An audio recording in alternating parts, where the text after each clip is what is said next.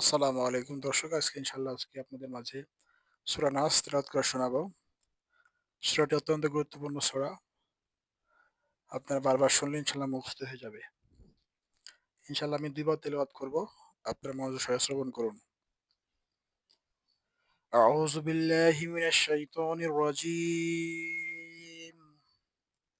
বিসমিল্লাহির রহমানির রহিম।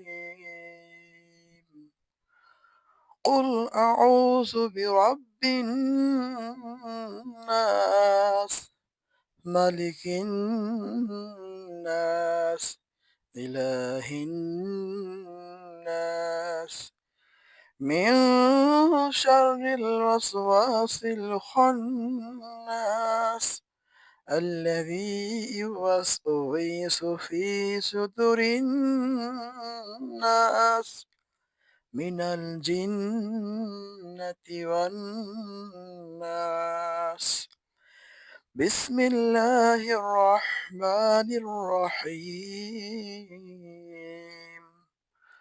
قل أعوذ برب الناس ملك الناس إله الناس من شر الوسواس الخناس الذي يوسوس في صدور الناس من الجنة والناس.